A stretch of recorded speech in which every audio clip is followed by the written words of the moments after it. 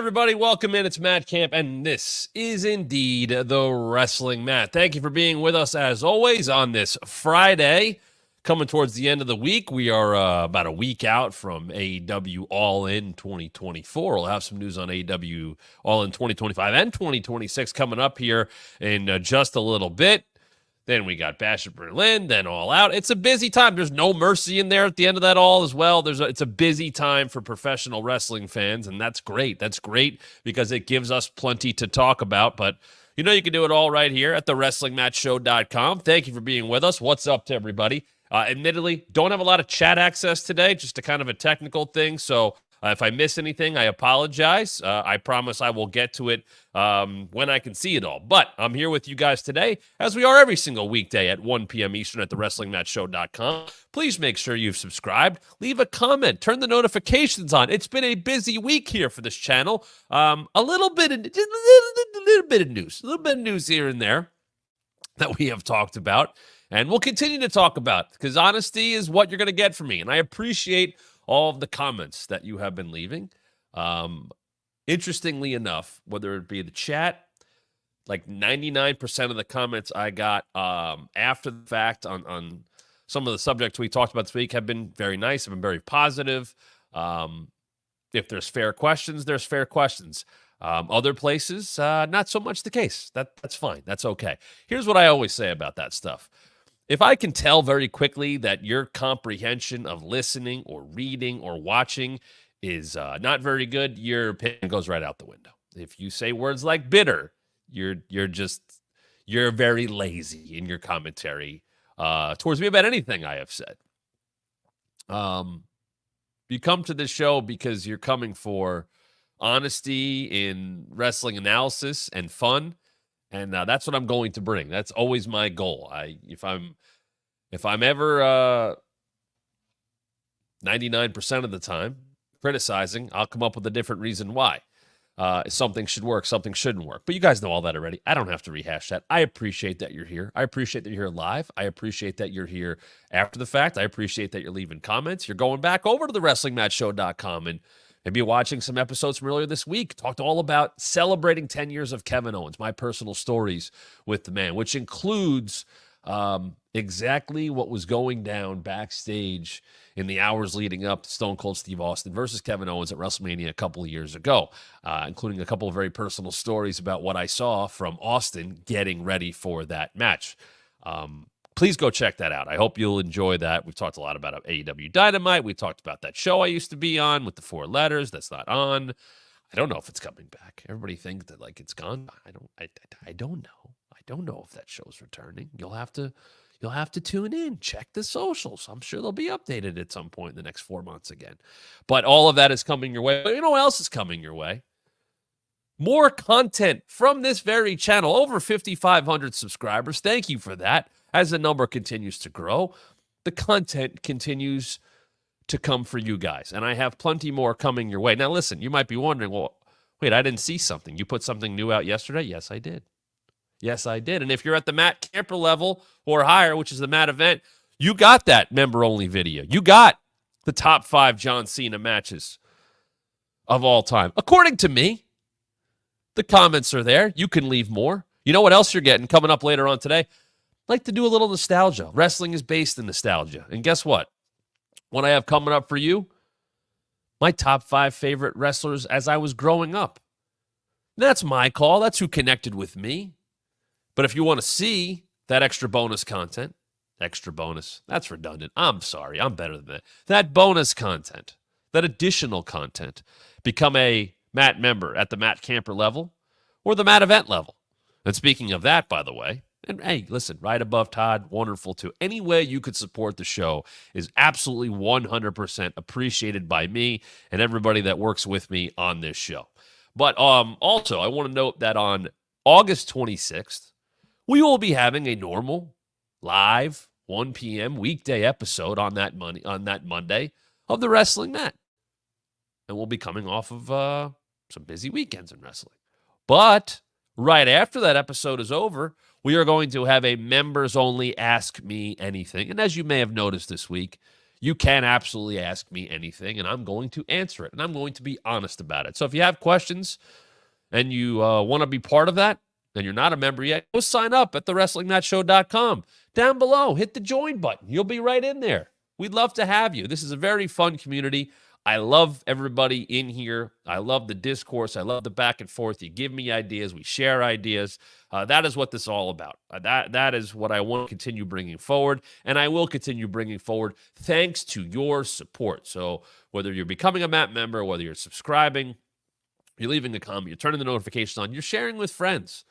I love to see that people have found me for different reasons. Hey, I appreciate the honesty. Thanks for being there with me. That's what I say to you guys. Thank you. Thanks to some of you who have followed me back from fantasy football days. I saw a comment about that the other day. That was pretty cool. I mean, I haven't done that as a full-time gig in 4 years. It might be coming back. We'll see. Football's coming up. I've had discussions. I'll say that. You know what else I want to tell you? You might be able to take this show in a completely new way, and nothing will change. Nothing is going to change. It's just even more. It's another way to take in the show, to hear the show. Stay tuned for more on that. I don't let you down. And we have plenty more content coming your way. Some bonus content. Next week, you're going to get some episodes of different types of content. Yes, we'll still have show reviews. There will be at least one or two of those, but you're going to get some other content coming up next week as well. As I'm not taking the full week off, but summer break is coming to an end. It's time to spend a little more time with the family. So you're going to get content in some different ways. At the same time, still 1 o'clock Eastern next week. But just giving you a heads up, going to be a little different with some of that stuff. And that's okay, because I like still getting this brain to work in a lot of different ways. You know I like telling stories. We'll tell more of those stories. So all that coming your way, all that to look forward to. Check out the top 5 Cena matches if you're a Matt member at the Matt Camper level or higher. That's already up there. You can go find that. Head over to the membership tab on YouTube. Make sure you're subscribed on YouTube at thewrestlingmatshow.com. But if you're a member, you know that already. You are subscribed. You are a member. And coming up later on today, 5 p.m. Eastern, my top 5 favorite wrestlers growing up. I really hope that induces some nostalgia for you, because it's not just a discussion of those 5 wrestlers. I talk a lot about the idea of nostalgia and what it means to professional wrestling. So I hope you check that out, and love to have more of those ideas of what you would like to see, because I do read those comments. I do comment back. If you left a comment on any of our YouTube videos, you got some kind of response from me. So I will always be doing that, and I will continue to do that. And sometimes there's some great ideas in there that give me ideas to do stuff for you guys here. And that's what I'm going to do. So a couple things we're going to get to today. The Bash in Berlin card, what it stands like now as we head into SmackDown tonight. What I think the card will look like. That is coming up on the show. We learned about some interesting news yesterday from AEW, where All In's going to be next year, and some positive rating news for AEW. And yes, it is positive. I will say this. Hell of a week to be a wrestling fan.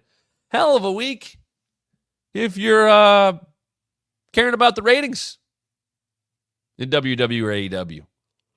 And I don't mean people that fight about it and go, blah, blah, blah, blah, this, that, they're not doing this number, they're down this. And no, I'm talking about the people that do that for a living and keep an eye on the ratings for their company and the performers, because very good news on Raw, very good news for AEW. That is something we should all be rooting for. And if you're rooting against those companies, something is wrong with you. See? I mean that. I truly mean that. Don't be that person. Let's get into the Bash of Berlin card, okay? Ahead of SmackDown tonight. So far we know Orton Gunther, World Heavyweight Championship. A lot of good stories there. Gunther beat Randy to win the King of the Ring, to get his title shot at SummerSlam, but did so with a finish that didn't go the way it was supposed to. Randy Orton's shoulder was up. It was addressed by Triple H after the show, and he said, down the road, they'll do it again. And what a great time to do it again. Bash at Berlin, Gunther's first World Heavyweight Championship defense. The tournament he won to get that title shot. Well, it's almost like he's defending both things, isn't it? It's almost like he's defending that King of the Ring crown and the World Heavyweight Championship against Randy Orton because of what happened at King of the Ring. And so far, nice build. Good level of respect. Good biting comments from both men, more so towards Gunther. I'll keep talking about, I almost want to call that an underrated part of his game. The ring stuff, you could argue, is second to none. Hell of an in-ring wrestler. Doesn't have bad matches. It's not possible. And I don't put a lot of people in that category. Like current right now, I'd say Gunther. I'd say Bryan Danielson. You may argue with me about this one. I think Orange Cassidy's in that conversation. I think Will Ospreay's in that conversation. I think MJF is in that conversation. Who would you put in that? Who do you think of right now? And you go, they don't have bad matches. Like it's impossible. When they're in there, it's bare minimum good. I'm not talking about star ratings or anything like that. And you can. That's okay too. But bare minimum, it's going to be good. You're not going to be who does not let you down in terms of their matches. But Gunther's there. So it's going to be a pro Gunther crowd. Randy will still get his cheers because he's Randy Orton and he should. And you still have that underlying story of, well, Randy's trying to get to 16. A certain former rival of his is at 16 and is on a retirement tour next year. Could that come into play? And I'm not saying Randy's going to beat Gunther because I don't think it will happen. I do think Randy could beat Cody, and I think Cody can win it back. I think that's in play because I, like many of you, would like to see a heel Randy Orton, but I've talked about that plenty. We're not there yet. Speaking of Cody, as we found out last week on SmackDown, because of what Kevin Owens has done for him and because of Kevin Owens' great resume, Cody nominated Kevin Owens to face Cody for the WWE Championship at Bash in Berlin. And Kevin's like, whoa, I come on. Have you seen my win-loss record, which I loved? Hey, I'm not having my best year. What have I done to deserve this? Nick, well, it's moot. Don't worry about it. I'm going to talk to Roman. Roman! A nerve was struck with Kevin Owens.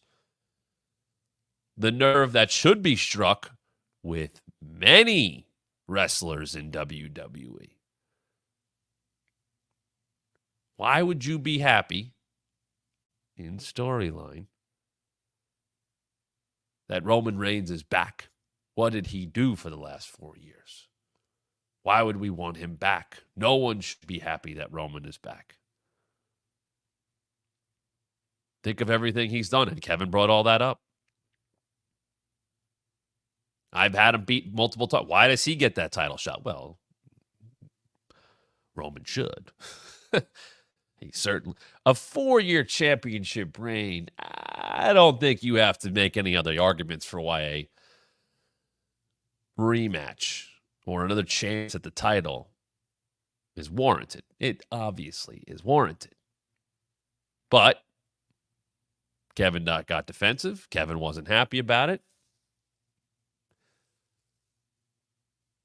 Had his thoughts heard, and then it was, you know what? You've said plenty. You should get Cody. All right, I guess I'll see you in Berlin then. And tonight, in the next couple of weeks, let's see what Cody and Kevin now do. Because you gotta put a wedge between them somehow.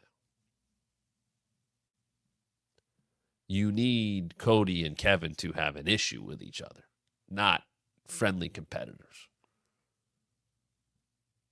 Who's going to drive that wedge?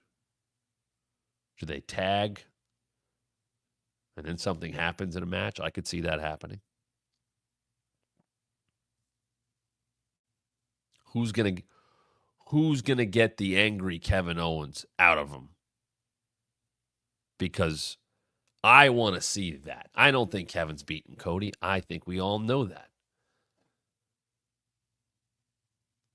But I think there's something to somebody going up to Kevin going, hey, why are you talking down about yourself?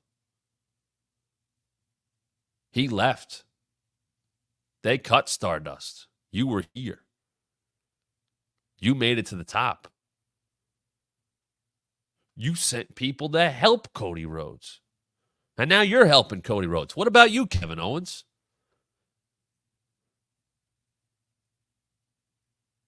You were the second ever Universal Champion. You've main evented WrestleMania 2 times. You've done everything you can do here in this company.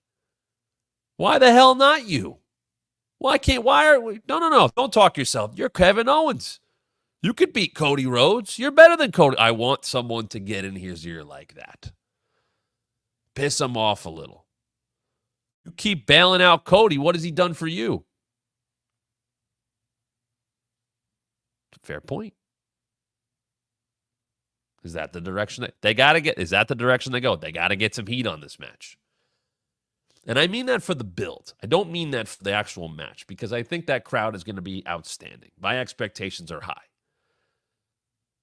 European, outside of North America crowds.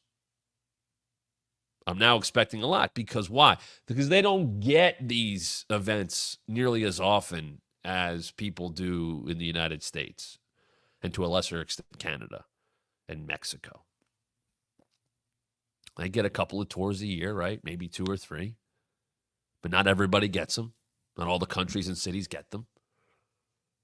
In America, hell, shit, I know this. They're running New York 4 times. They're running Chicago 4 times. They're running Philadelphia 4 times. They're running Boston 4 times. They'll get out to LA 2 or 3 times. That's how that works. Dallas, Houston, Florida, they're going to get their events. They're going to get house shows. They're going to get pay-per-views. They're going to get Raw, SmackDown. Some of them are getting NXT shows on the road. But those European crowds, those crowds that are overseas in Europe, Asia, down to South America, people would love to see a show. Ask anybody who's wrestled in Chile. They want to go back there. I have heard that from so many people. What a special crowd that is. I'm sure they'll have a similar sentiment when they go to Berlin. So the match will have plenty of reaction and excitement, much like Cody and AJ did as a babyface match in France. And they had to change it up for the second time around. I think Cody and Kevin will get that. I think Cody and Kevin could have just as good, if not a better match than AJ and Cody did. And I think Kevin is always someone to rise to the occasion. Speaking of rising, Damian Priest and Rhea Ripley against Dom and Liv. That is happening at Bash at Berlin. And I have said this will go multiple matches, multiple months. Bad Blood coming up in October. Remember, there's no main roster pay-per-view in September. So they'll have a little bit of a longer runway until Bad Blood. I would think you set up the Rhea Liv rematch for Bad Blood, potentially Hell in a Cell, some kind of big gimmick match. I don't know if you go Priest Dom or you go Priest Finn next month, but I would have to think that Rhea gets the pin on Liv to set up the rematch. But we'll see. Plenty of time to go. So that's where the card is now. Let's figure out some other things. Jey Uso keeps going up to Sami Zayn and say, hey, we're going to go after Judgment Day for those tag titles. Well, Sami has now lost to Braun twice. So that IC title run is over. Do they do Jey and Sami versus Finn and Judgment Day? Because Jey, who has a bunch of merch, is very over. His entrance is very over. Doesn't really have a direction right now. And now I'm starting to understand what Rikishi said. Because it's like, hey, he's not on SummerSlam. He's Sammy's buddy. And anything else? I don't know this for a fact. Part of me wonders, is he got a little bit of a nagging injury and they're protecting that? Because I don't really have an explanation for why a guy who is that over, because of a word, because of an entrance, his matches are fine. I don't think Jay's been a real inspired singles wrestler. But he's over, and he's popular, and I'm a little surprised there's not more for him. So maybe that's where they're going. Then on SmackDown, you're doing the number one contender tournament. Is it DIY? Is it the Profits against the Bloodline? I have read all your comments on the Montez Ford segment we did, I don't know, a couple of weeks ago. And continue to read those comments because you have a lot of comments and you have a lot of reasons for why Montez and others have not been booked so well. And a lot of times I read those comments and I just nod my head, yes. Because there's a lot of proof in what you're saying. But the hope from a lot of people is, hey, are they going to do something with Montez? I've made those thoughts very clear about Montez Ford being a bigger star than he has been booked to be. Yesterday on Busted Open, I talked to Tommy Dreamer about this. I said, WWE has plenty of stars, has plenty of star power, and, that's all great. But Tommy, who writes television for TNA, and I were talking about, and I said, hey, listen, when do you bail? When do you bail on something that you wanted to work? And he said, I have a kind of a 3 strikes, and if it's not working, it doesn't work rule. That was interesting. And I said, is it different nowadays with social media and attention spans being not what they used to be? And he said, yeah, it is. And you got to feel that out. And you check all the metrics. You check the ratings. You check social media numbers and all that. And we got on the subject of Montez somehow. And I was explaining, I said, we were talking about contracts. That's what it was. Because it used to be back in the day, JR or Laurinaitis running talent relations. Your contract's coming up. They want to have that conversation before it's up because they want to know, hey, if we're going to sign you or if we want to push you or go with you or feature you, we want to know you're under contract here because we want to have that long runway of, okay, we're going to invest television time in him. We're going to put, creative behind him to feature him or her.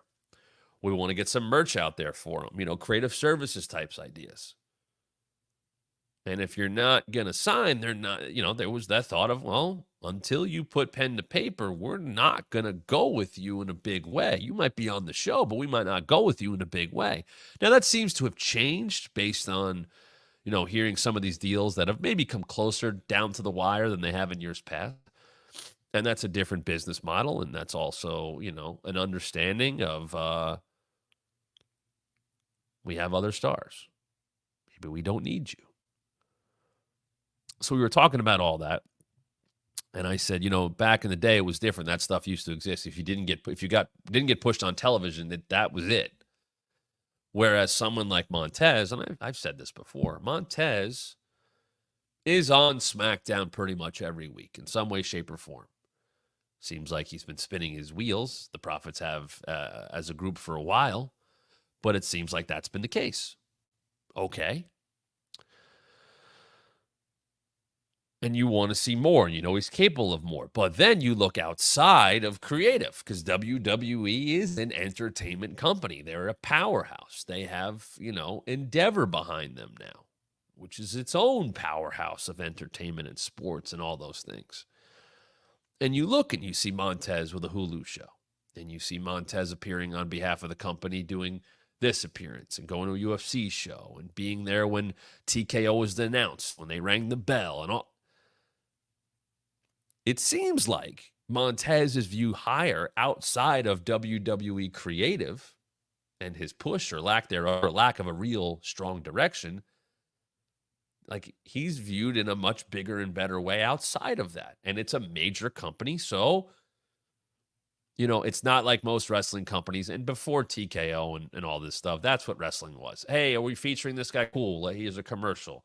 Here's this. Here's that. Oh, we're not? No, I don't care about him. Montez, C4, multiple commercials with his wife, with Dawkins, on his own, TV shows, appearances, Andy Cohen show, Watch What Happens Live. Like, he's representing the company in a lot of great ways. Former military, always military, I'm sorry. Former active military, I should say. making appearances, in that realm on behalf of the company. And yet, hasn't gotten that similar type of big push in creative. So, do they run the profits into Bloodline, whatever version it's going to be? I don't know if Jacob Fatu can even leave the country to get to Europe because of past legal issues, for lack of a better term. Does that lead to some kind of profits breakup, or, hey, we got to fix something up, we got to change something? I don't know. It feels like, and maybe I'm being way too hopeful. A lot of you probably looking at it going, it ain't going to happen, dude. Hasn't happened yet. Why would it happen now? Okay. I don't know. It's I got a weird sense for that. So we'll see. I don't think Bloodline's losing the tag titles. Nia Bailey again. I could see them running it back. There's not a lot on SmackDown. There's not a lot of places you could go. With Tiffany, or is it a tag? Does Bailey find help? Do they do the big three against Isla, Alba, and Blair Davenport? Naomi, Bianca, and Jade. They got the tag title match coming up on Monday, and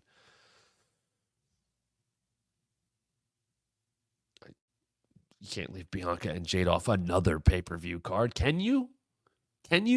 Maybe? Bailey can be friends with Naomi too. I don't know. Gable versus Howdy. Gable cut that promo from Europe last week. It was Madrid, not Paris. Improper graphic.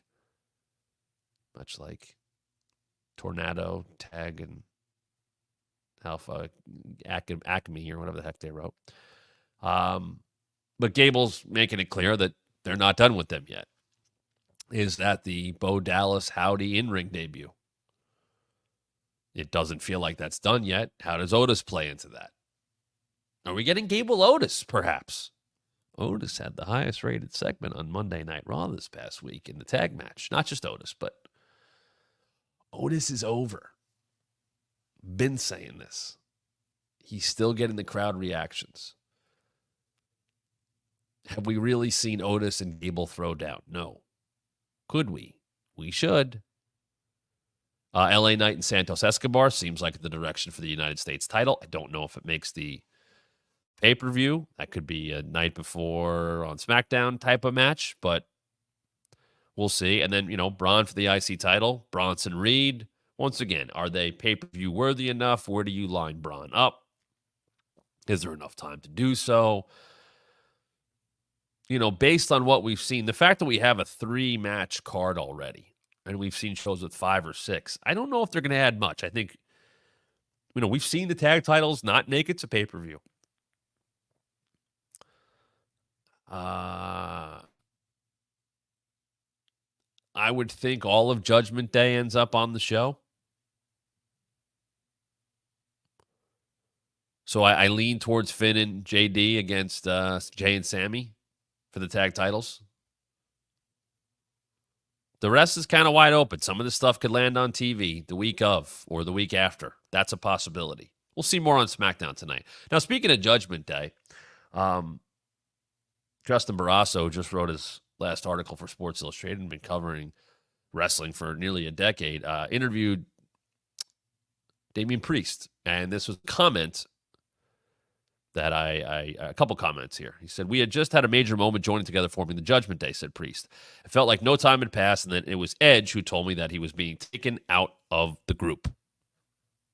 This is that group that we're talking about right here. And he waited to tell me after TV one night when we were on the road. I thought we were done. I was so upset when Rhea found out. She was even more mad than me. Edge was mad too, said Priest. I still speak with him. He was one of our biggest backers. When he told me, I remember him saying, all of this for nothing. And I repeated that, for nothing. That's the way it felt at the time. I was waiting for the phone call to get released. Obviously, it worked out a lot differently. So let's talk a little bit about that time, because I was around. I was at Backlash when Rhea joined Judgment Day. And this was after, if you remember, she had tagged with Liv, and that started to become a thing. And they kind of got thrown together, and it was a pretty good thing. Like, they had something there. But they had Rhea debut to help Edge and join Judgment Day. That was the debut of her black hair, and obviously that has worked out quite well. And I remember talking to her. I want to say I was standing outside a Gorilla at the Dunk, as Cody would say, in Providence. What a shithole. The city and that arena. And I remember talking to her, and I was like, I was happy for her. Her and I have always gotten along. When we talk about her more, there's probably a whole segment of talking about Rhea Ripley. And we used to take pictures together after her big moments at pay-per-views. But I remember talking to her about, I was like, man, you and Liv had something good. She's like, I know. I was like, I'm really happy. She said, I know, I'm thrilled. I said, I'm really happy for you, but it seems like there was more there. And she's like, yeah, I kind of thought the same thing. And then obviously there was the feud with, Finn and AJ and Liv and against them. And then Finn ends up in the group and all that stuff because Edge is gone.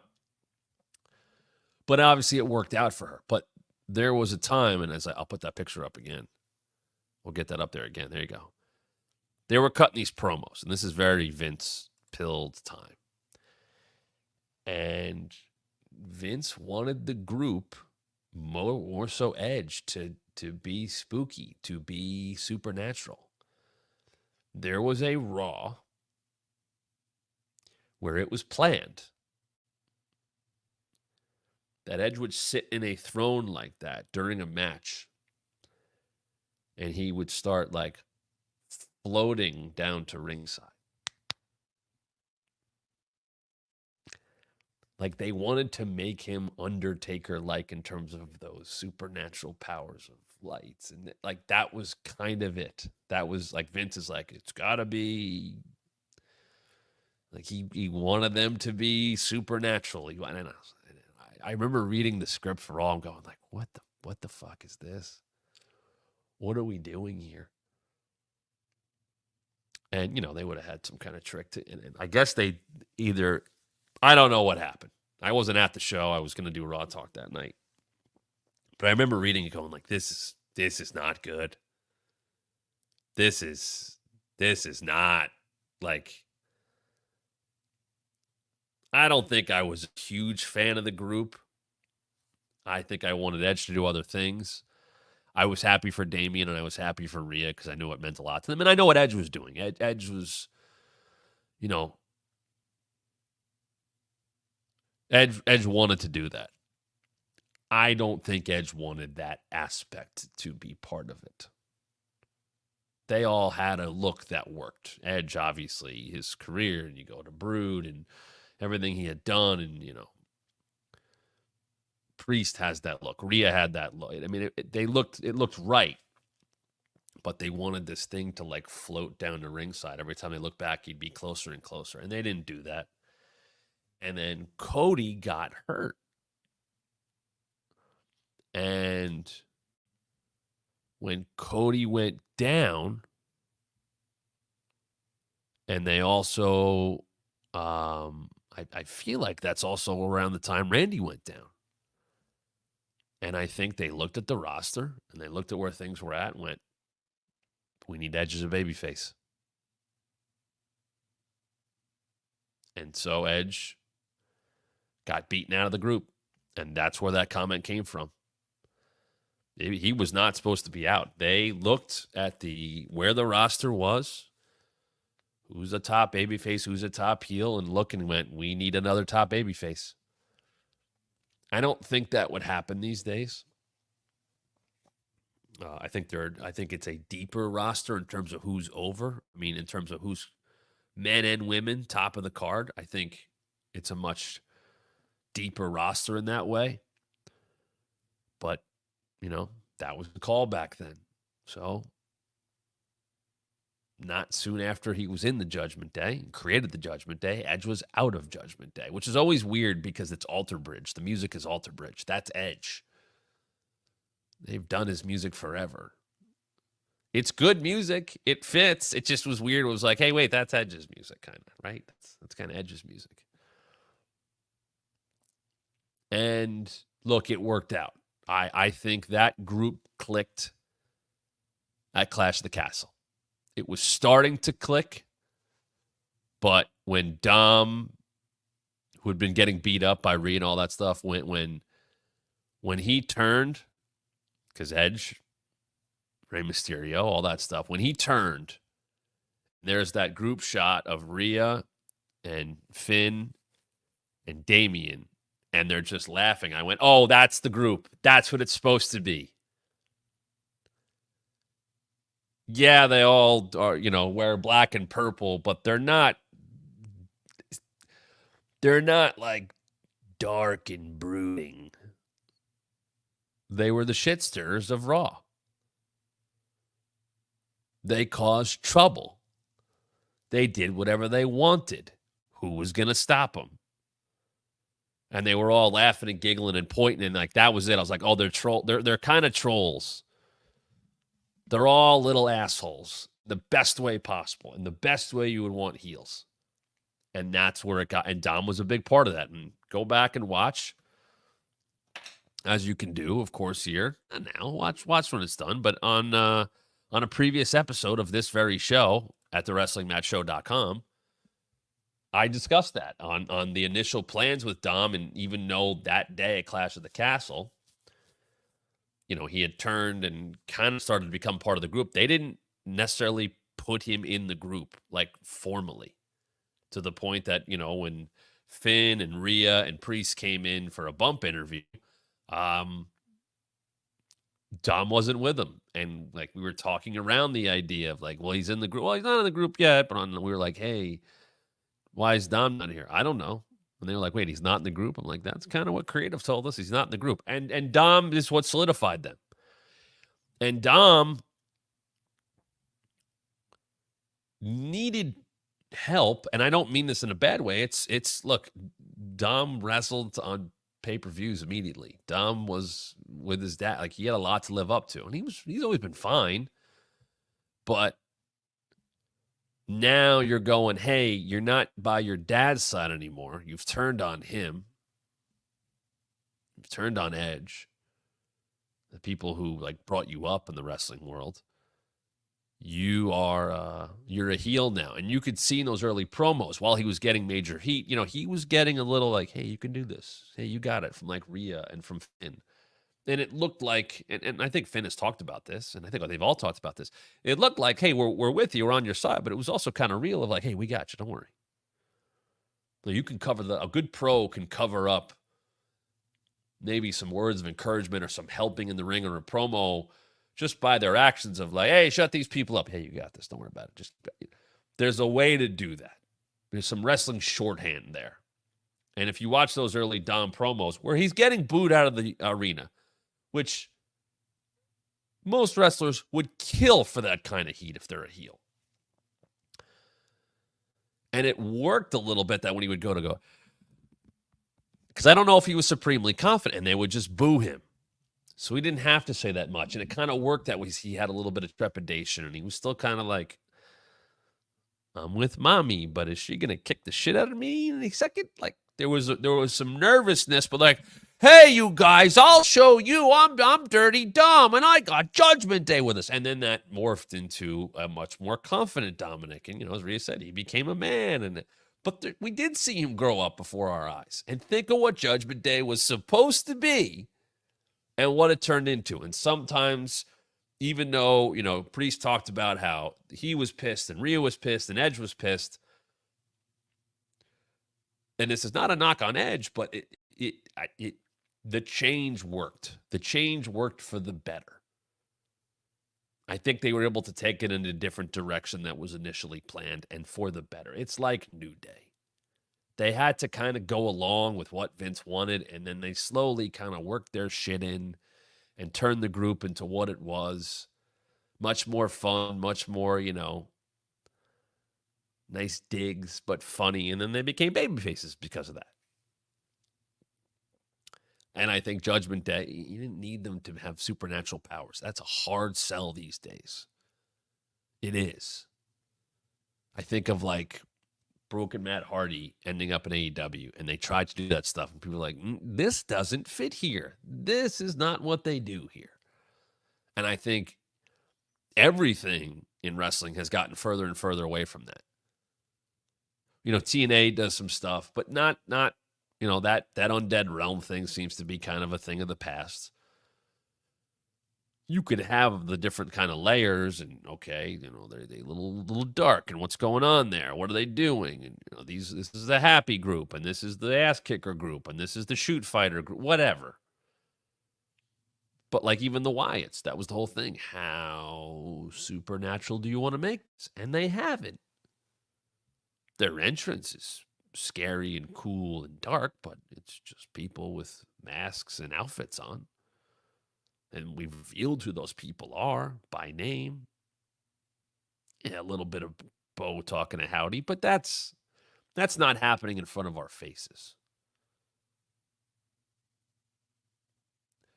The pandemic and the Thunderdome, when they were like, you know, Alexa Bliss is wrestling Randy Orton, and they had all kinds of tricks and stuff fall down and fireballs and all that shit. And you know, Randy setting the Fiend on fire and cinematic matches and, you know, there was the Firefly Funhouse. All that stuff had a time and a place and needed that, you know, you needed to try stuff during that time. That swamp match with Braun and Bray and you know, the images he saw and where they, you know, I working there at the time, I was appreciative of, all right. And a lot of it was bad, you know. I told that story. John Pollock brought it up recently of, you know, Ray with the eyeball, the horror show Extreme Rules. And, you know, Seth puts his eye down. Oh, my God. I didn't know. Oh, and he's puking. And the idea was to have like a prosthetic eye where it was like out. And they hated how it looked. It's gone. But nowadays, I think everything is... This might be the most real time of wrestling in terms of how things are booked, layered in reality more than storyline. There's a lot of real stuff that's going on. I think all the characters come across a lot more real and human. And while they need to have characters and depth and different motivations,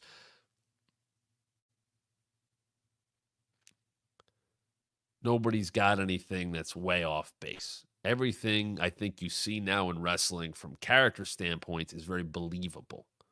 Selling's a different story, and that's wrestling forever. There's always been different, oh, he sells and she doesn't sell, or he sells this and not that. That's fighting spirit. That's adrenaline. You can always get away with that stuff. I'm saying like people doing stuff that you can't combat. Playing with the lights, setting off fire. Well, I guess Jericho does the fireball, but people know that's... But he doesn't even do it that often. He did it to Hook, whatever. And even then, it's like, yeah, cool. He probably used something to set that off in his hand. So sometimes there's blessing in disguises. And I think for Judgment Day, Edge coming out of the group worked out for the best. It worked out for Damian. It worked out for Rhea. And I'll say this. I would bet my life that the results of where Damian and Rhea are in terms of being at the top of the card is what Edge would have wanted to get them to. I am sure that was one of the things he had hoped for. Let's elevate these two. I think they have a lot. And he's right and was right and still is right. And we see where they're at. They just got there in a different way, in a way that worked. So cool to hear him bring that up. I'm happy to hear he still talks to old Adam Copeland, who I hope is recovering still from that unfortunate broken leg he suffered against Malachi Black in the cage match. Hope he's enjoying his summer with his daughters and his wife, who I guess I just saw had there's talk of her maybe opening up a wrestling school. All I see her post about is flowers and working out and yoga, and good for her. Enjoy your time. Beth is always super nice. One of the nicer people that I met in wrestling. Always happy to work with you or do stuff with you in the company, and she was great. Nice people. Her and Edge, very nice people. I liked working with nice people. Speaking of Edge, speaking of AEW, a couple of pieces of news came out this week in the last day after we finished our show yesterday. As we were going off the air, it was broken because they had I'll call it a surprise press conference at Globe Life Field in Arlington, Texas, where the Rangers play. They are bringing All In to Texas next year. All In Texas is actually what it's called, and it's going to happen a month earlier than usual for All In, which has been an August show. It's a July 12th show. So we're only 11 months out of the next All In. Tony Khan did make it clear they're going back to the UK for 2026. So maybe, who knows? Was it a conflict in terms of schedule? Was it the fact that they have kind of found something in Arlington at that esports arena for those Collision residency shows? There's been a lot of talk. We've talked about it on here of the fact that WWE has found a lot of success in selling their shows to cities and venues. It's why I think Australia is having those kind of discussions in those stadiums and places and deal makers with AEW. Because you're seeing the popularity of wrestling as a whole. Yes, WWE is always going to lead the way on that. But you ask anybody who's been in the wrestling business, they'll say it's cyclical, which is both true and untrue. I think it's a cop-out sometimes, especially by business people who aren't doing good business. But when business is good in WWE and it's a hot product, that's going to bring up the overall interest in professional wrestling, which is a trickle-down effect of, hey, I watched Raw and there's wrestling in town. Hey, the wrestling's in town. Let's go see it. And indie promotions will go, hey, the people you're seeing on Raw and SmackDown and AEW and all that, they were here first. Good promotions will do that. AIW in Ohio, Beyond Wrestling in the Massachusetts Northeast area. Defy. Obviously, that was a big thing for PWG for a while. And I know there's personal issues of why PWG is not running right now.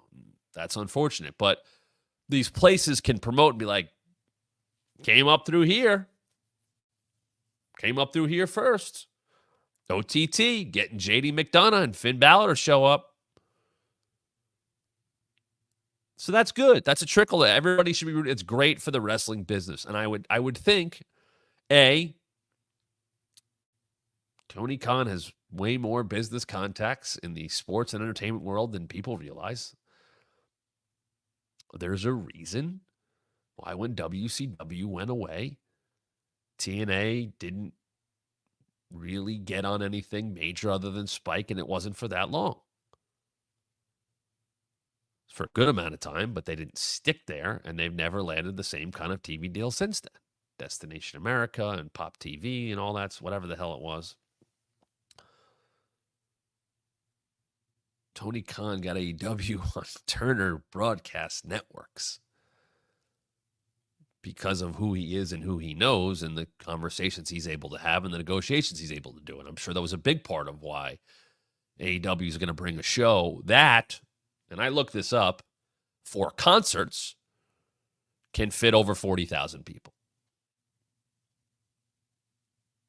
Which is, who knows what they'll set up for wrestling, whether it's less than that or whatever. And I think a lot of people, if you've gone to concerts at a baseball stadium, I watched Noah Khan at Fenway Park recently, center field. That's typically, I was at Citi Field the other night watching the Mets. And there's a big cutout in the back of center field where you can say, hey, this is where concerts happen. So, WWE has run baseball stadiums. They ran Minute Maid Park for, Royal Rumble. They've run Tropicana Field for the Thunderdome, and they've run it for other stuff. Baseball fields are different. They ran, was it Arizona for a Rumble a couple years ago where the Diamondbacks play? Is it Chase Field, if it's even still called that? So they could put a lot of people in an outdoor stadium, outdoor, indoor, covered up, whatever, in July. Just a little hot there. But that's a great sign. That's good. And I talk about, good signs for the wrestling industry as a whole. Tony keeps talking about those announcements that are imminent. I would assume this was one of them. I think that delivers. I think people are still sitting on that TV deal announcement. I think that's coming soon. It's a matter of time when you want to drop that news. Perhaps that's the week between All Out and All In. I don't know. I'm just guessing. But AEW was the number one show on cable on Wednesday night. 0.23 in the demo, which is why they were number one, because of their demo. 703,000 viewers, which is right on, I think, the average of the last month. It's not a big number. And I put a tweet up talking about that. And I said, what a great, I'll pull it up. I'll read my own tweet. Because I said, Dynamite and Raw both having great ratings performances in the same week is a hell of a thing. Enjoy it, everybody. And I believe that. And I'll say that again. Because it is a good thing. Raw has a massive number, had multiple segments go over 2 million. That's the top. They're number one. WWE's number one. Everybody else is not even about chasing them. They're not going to catch them. They've got a big head start. Monday's Raw did not go up against other wrestling. Tuesday's NXT did not go up against other wrestling. Dynamite on Wednesday did not go up against other wrestling.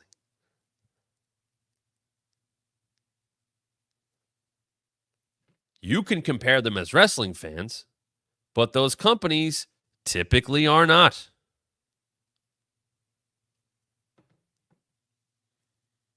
Those TV companies are aware of what's going on, but when fans compare, it doesn't make a lot of, NXT's close to Dynamite. Okay. So what? They're not running against each other. This is not 1999. This is not 1998, 7, 6. There are not shows running against each other each and every week. And come January, we're not going to know about ratings. WWE will absolutely do PR of, hey, this is the internal numbers, and no one will be able to check those. And they can do that, and that is smart. Go for it. Tout it. They're very good at touting that stuff. That's what big companies do. It is smart. There used to be an email that was sent out once the TKO thing happened to all of us at WWE employees. And it would be a daily email of everything great that Endeavor was doing. Whatever, there was some name of it. Mark Shapiro would send it out. Sure, rah, let's go. We did it. And WWE puts those graphics out. And you know what? Why? They're always selling their product.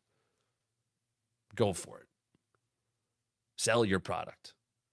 Attract advertisers, attract other celebrities, attract people, attract cities that want that is smart business. I'm not knocking that. I'm just telling you they do that. AEW should tout their success as well. But I put that up and someone's like, well, they're down, blah, blah, blah. You can't compare the numbers. I'm not comparing the numbers. You're comparing the numbers. 1.78 versus 700. No! One has nothing to do with the other. They're both wrestling companies. I understand that. Simpletons need to go compare those numbers. It does not matter. This is not the Monday Night Wars. This is not a one company trying to put the other out of business.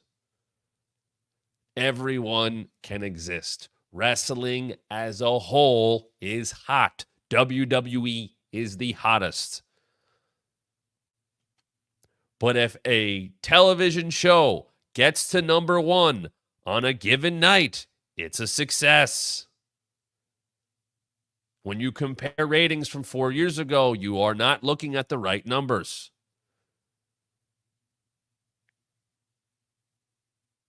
Those channels are available on less and less cable systems. These streaming deals, all of this stuff matters.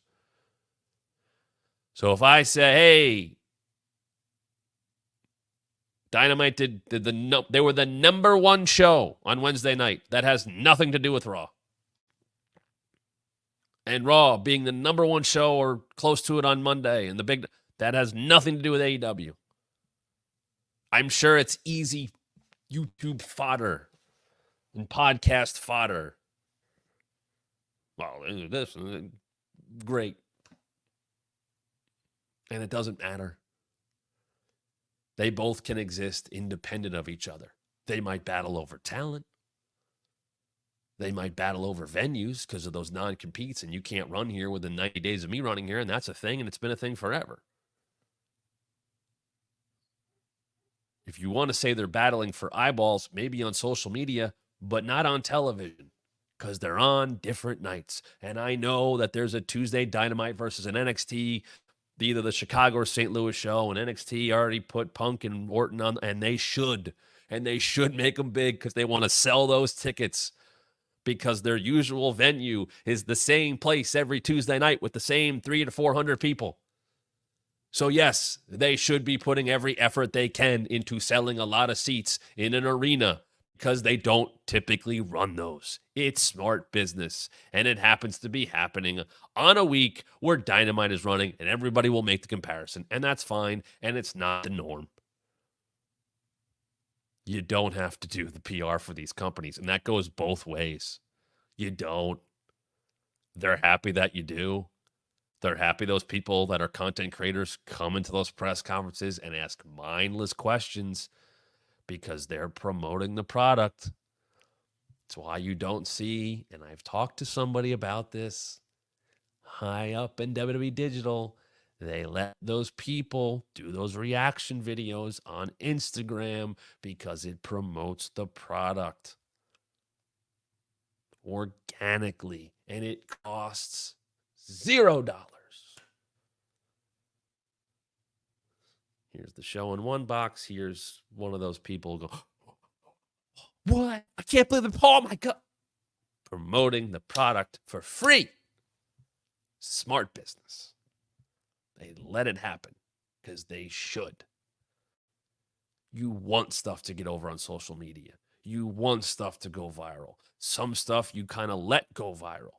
Think about the Bray stuff when he came back and they're playing White Rabbit, which was licensed music, but they didn't play it on live television.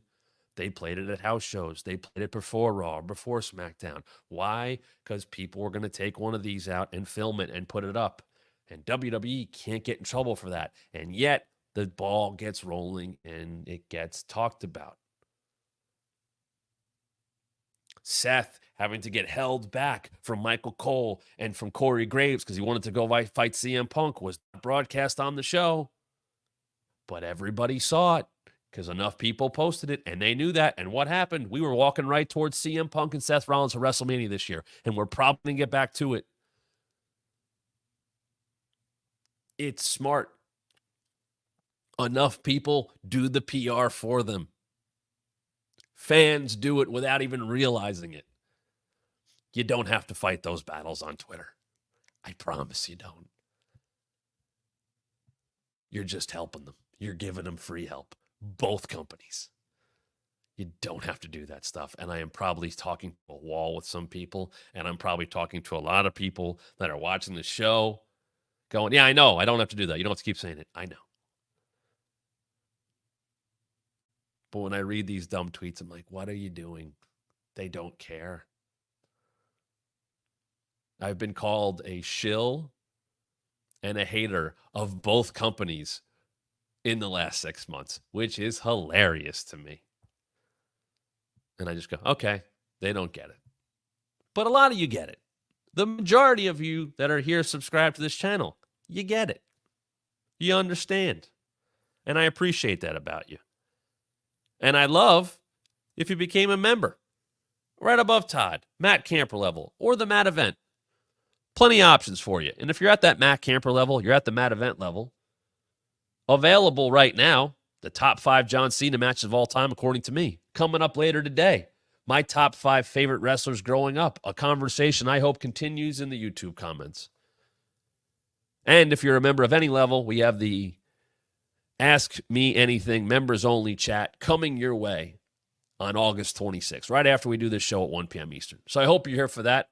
I hope you have a great weekend. We have a little bit of different content coming your way next week as we head towards All In and All Out and Bash at Berlin and all that stuff. But you know what's going to happen? I'll be back on Monday to talk about wrestling. Wait for it. Wait for it. Wait. How much more? Even more. Can you believe that? I'm going to talk about wrestling even more. See you on Monday, 1 p.m. Eastern, right here on the Wrestling Mat.